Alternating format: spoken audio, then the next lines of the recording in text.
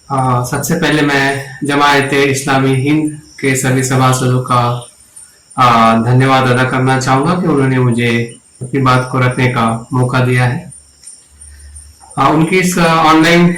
विचार गोष्ठी का विषय जो है आपदाएं क्यों और कैसे, इसकी उत्पत्ति क्यों होती है, क्या कारण है जिस आपदा से हम आज पूरा भारत और पूरा विश्व गुजर रहा है, जिसे हम कोविड-19 कहते हैं या कोरोना वायरस कहते हैं। आज का जो अपडेट हमें बताता है कि हर रोज 22,000 के आसपास नए मरीज कोरोना वायरस से ग्रस्त हो रहे हैं।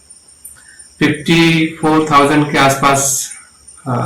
लोगों की मौत हुई है और 27 लाख के आसपास कोरोना वायरस से ग्रस्त हमारे देश के लोग या हमारी भाई बहने ग्रस्त है। ऐसे कोविड-19 जिसे हम आपातकालीन या लॉकडाउन का जो समय हम पिछले फरवरी से हम बिता रहे हैं और इसमें अनेक प्रकार की संगोष्ठियां हुई है, बातों का चर्चाएं हुई है। विशेषतः चिकित्सक क्षेत्र में इसकी चर्चाएं हुई है कि कोविड या कोरोना वायरस क्या है, किस प्रकार से आता है, किस प्रकार से उसके समाधान को हमें ढूंढना है। मनोचिकित्सक मनोवैज्ञानिक चर्चाएं हुई है। अर्थशास्त्र पे क्या इसका प्रभाव पड़ा है उसकी भी चर्चाएं हुई है। लेकिन इन सभी चर्चाओं में कहीं ना कहीं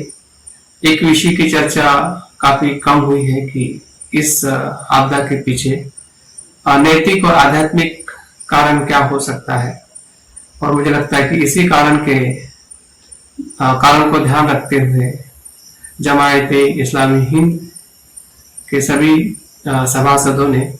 इस प्रकार का एक दिवसीय संगोष्ठी का आयोजन किया है। उनके लिए मैं बहुत बहुत उनका स्वागत करता हूँ। उन्होंने इस प्रकार का आयोजन करते हुए सभी धर्म के जो विद्वान हैं या धर्मगुरु है और हर एक धर्म की अपनी विशेष शिक्षा है कि जो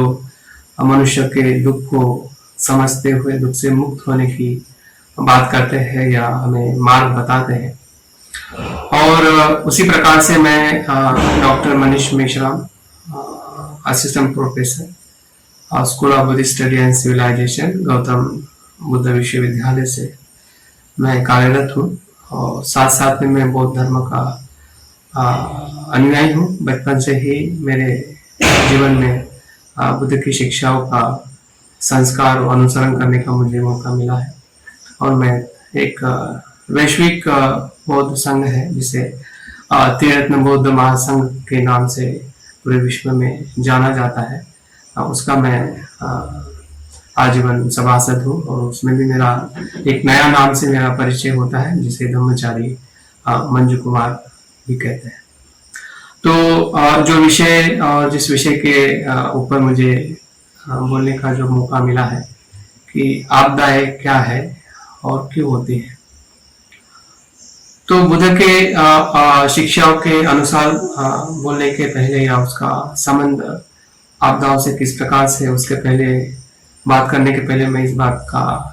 प्रस्तावित करना चाहूंगा कि आधुनिक परिभाषा में आपदाएं क्या है और कितने प्रकार की होती है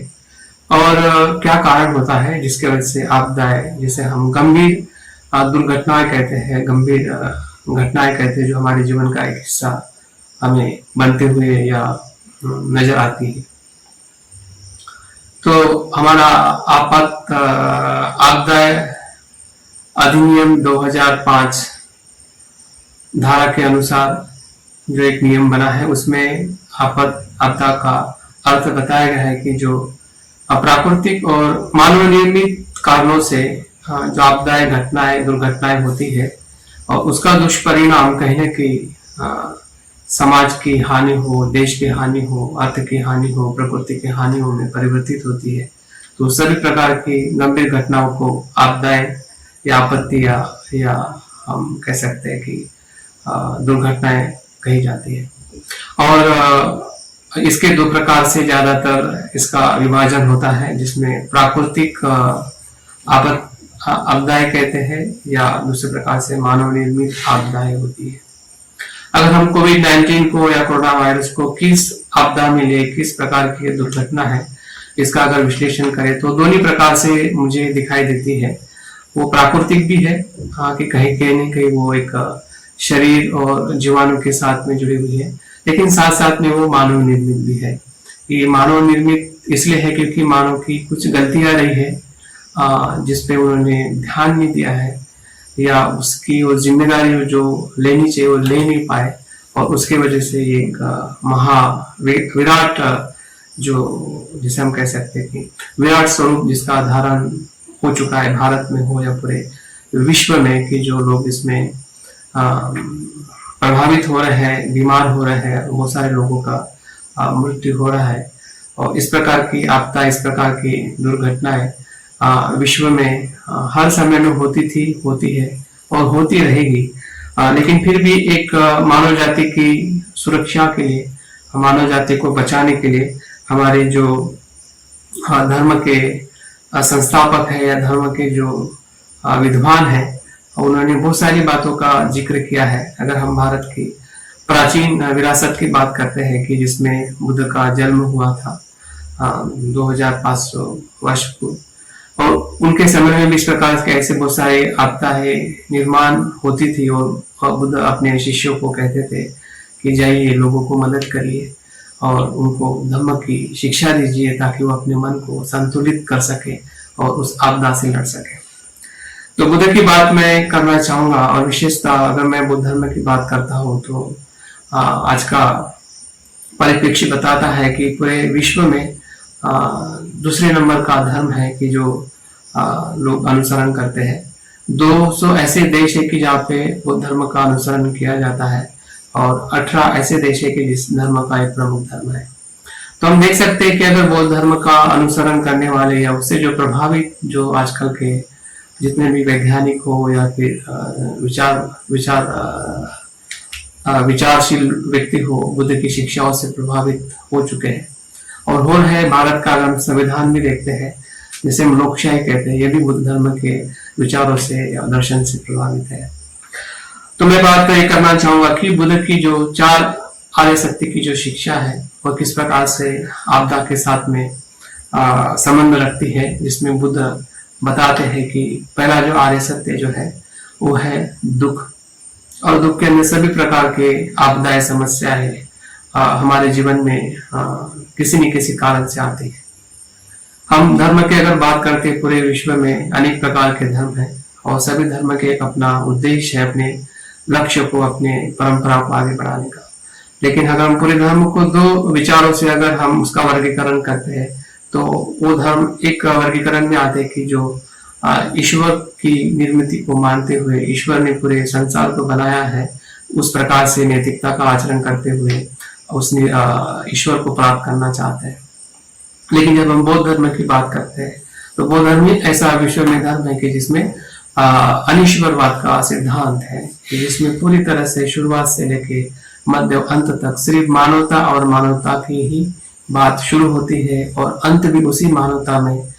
करुणा में परिवर्तित होकर लोगों के हित और सुख के लिए समर्पित होता है। तो इसलिए बुद्ध ने संसार के अस्तित्व को देखते हुए या खोजते हुए उन्होंने कहा और देखा कि संसार किसने बनाया है, कब बनाया है, इससे कहीं गुना संसार क्यों दुखी है, इस पे बुद्ध ने गौर किया है। और इसलिए हम देखते हैं कि बुद्ध की जो प्राथमिकता दुख को स्वीकार करने की रही है। इसी कारणवश बुद्ध ने अपने प्रथम उपदेश में, जिसे हम धम्मचक्र प्रवर्तन सूत्र कहते हैं, जो बुद्ध की शिक्षाओं का ऐसा सूत्र है कि बुद्ध की पूरी शिक्षा है, अगर उन्होंने 45 साल तक जो धम्म लोगों के हित और कल्याण के लिए कहा है, उसका वो सार है, और ऐसा कह सकते हैं कि पूरी शिक्षा उसमें समाविष्ट है। अगर उसके बाद में जितने भी बौद्ध धर्म का विस्तार हुआ है, कि वो थेरवाद हो, महायान हो, वज्रयान हो, तंत्रयान हो, और आजकल जिसे हम एंगेज बुद्धिज्म कहते हैं या मनोवैज्ञानिक बुद्धिज्म कहते हैं, या शिक्षा के क्षेत्र में जो बौद्ध धर्म आया है, वो सभी के सभी शिक्षाएं कहीं ना कहीं इस 4 आर्य सत्य के साथ में ही जुड़ी हुई है, जो बुद्ध ने मध्यम मार्ग से उन्हें हमें बताई है। मध्यम मार्ग इसलिए भी आज के परिप्रेक्ष्य में महत्वपूर्ण है कि अगर हम देखते हैं कि विश्व में जब से विज्ञान 17-18वीं शताब्दी में से निर्माण होकर एक नया स्वरूप पूरे विश्व समाज को दिया है, जिससे बहुत सारे हमें सुविधाएं या हमें सुख, भौतिक सुख प्राप्त हुआ है, लेकिन जिससे कुछ निर्माण हुआ है वो बहुत ही खतरनाक है, जिसे हम पूंजीवाद कहते हैं, और साथ साथ उपभोक्तावाद। इन दोनों वादों को ध्यान में रखते हुए जो मध्यम मार्ग है, और इसे ही कारण के वजह से उपभोक्तावाद हो या फिर पूंजीवाद हो, इसी कारण के वजह से पूरा प्रकृति का संतुलन बिगड़ते जा चुका है, जिसे हम आजकल हम प्राकृतिक आपदाएं देखते हैं, जैसे ग्लोबल वार्मिंग है या पोल्यूशन है या जिस प्रकार का भी ग्लोबल क्लाइमेट चेंज है। ये सभी आपदाएं कहीं ना कहीं इसी पूंजीवाद के अति उपयोग से,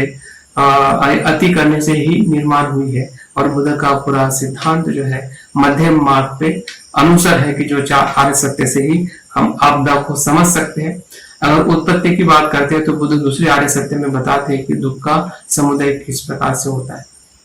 बहुत सारे विद्वान या बहुत सारे धर्म के संस्थापक कहीं न कहीं बाह्य कारण बताते हैं या फिर ईश्वर का एक प्रकोप बताते हैं या पूर्व जन्म के कर्म का प्रकोप बताते हैं, लेकिन बुद्ध बताते हैं कि किसी भी प्रकार की आपदा हो, या फिर हम कोरोना वायरस की हम बात करें या इस प्रकार के कितने भी संसार में आने वाली आपदा है, कहीं ना कहीं उसका कारण जो होता है हमारी खुद की तृष्णाएं होती है, और उस तृष्णा के साथ में अज्ञान होता है। अज्ञान और तृष्णा ही ऐसे दो कारण है जिस कारण की वजह से संसार में, समाज में या व्यक्ति के जीवन में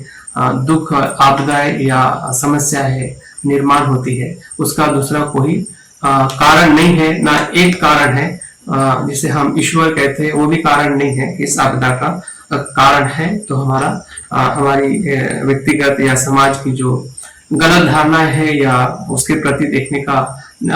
उसका झुकाव है, उसकी आसक्ति ही हमारे दुख का कारण है। अगर हम आपदा की उत्पत्ति का मूल कारण ढूंढना चाहते हैं तो बुद्ध के वाणी में, बुद्ध के चार सत्य में हमें दूसरे सत्य में दिखाई देता है। तीसरा सत्य ऐसा बताता है कि हमें आशावान होना है, भले आपदा हो या किसी भी प्रकार का दुख हो, बदलने वाला है, हम उससे मुक्त हो सकते हैं। बुद्ध ने सबसे बड़ी आशा का किरण तीसरे आर्य सत्य में दिखाया कि हम उससे मुक्त हो सकते हैं।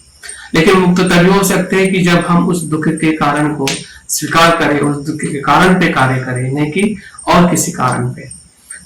तो उसका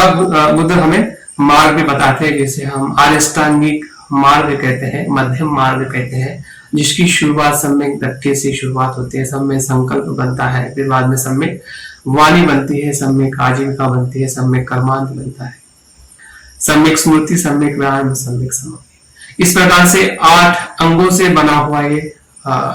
अष्टांगिक मार्ग 8 पहलू है कि हम उस आपदा से, उस समस्या से, कोरोना वायरस से भी हम मुक्त हो सकते हैं। और आजकल पूरे विश्व में जिस प्रकार से मनोवैज्ञानिक बताते हैं कि ध्यान या मन की अवस्था को संतुलित रखने से ही, शुद्ध रखने से ही, या विधायक या पॉजिटिव रखने से ही हम अपने इस आपदा से लड़ सकते हैं। अन्यथा हम और भयंकर दुख में, जिसे हम भय कह सकते हैं, चिंता कह सकते हैं, तनाव कह सकते हैं, या हम स्ट्रेस कह सकते हैं, जो हमारे जीवन का एक हिस्सा बनते जा रहा है इसी कोरोना के आपदा से या कोविड-19 से। तो इस प्रकार से बुद्ध का जो अष्टांगिक मार्ग है वो प्रज्ञा, शील और समाधि से गुजरते हुए उस समाधान की तरफ ले जाता है, जो समाधान के बाद बुद्ध तीसरे आर्य सत्य में कहते हैं। तो इस प्रकार से मैं अंतिमता ये कहना चाहूंगा कि बुद्ध का संपूर्ण दर्शन, जिस दर्शन को मैं अभ्यास करता हूँ या संवाद करता हूँ या खुद मैं अपने जीवन में आचरण करता हूँ, मैं भी अपने जीवन में इसी ही मार्ग का अनुसरण करते हुए इस आपदा से मैं लड़ रहा हूँ। क्योंकि भले मैं उस कोरोना से इफेक्टेड नहीं हूँ, लेकिन कहीं ना कहीं उसकी असर मेरे जीवन में आती रहती है, और मुझे भी भय लगता है कि मैं इस वायरस से, इस आपदा से कैसे लड़ूं। और मेरे पास मार्ग है, उस मार्ग का मैं अनुसरण करते हुए अपने परिवार और मेरे दोस्त है, मेरे जो भी जिससे मैं मिल सकता हूँ, जिससे मैं बात कर सकता हूँ, ऑनलाइन हो या फिर फोन से हो या किसी भी प्रकार से मैं मदद करने की कोशिश कर रहा हूँ, जिसमें शील, समाधि, प्रज्ञा का जो अनूठा जो आविष्कार या ऐसा कह सकते हैं कि समाधान है इस आपदा का या किसी भी प्रकार के दुख का, जो शारीरिक हो, मानसिक हो, भावनिक हो, या इस प्रकार की प्राकृतिक या मानव निर्मित जो आपदा हो, उससे हम लड़ सकते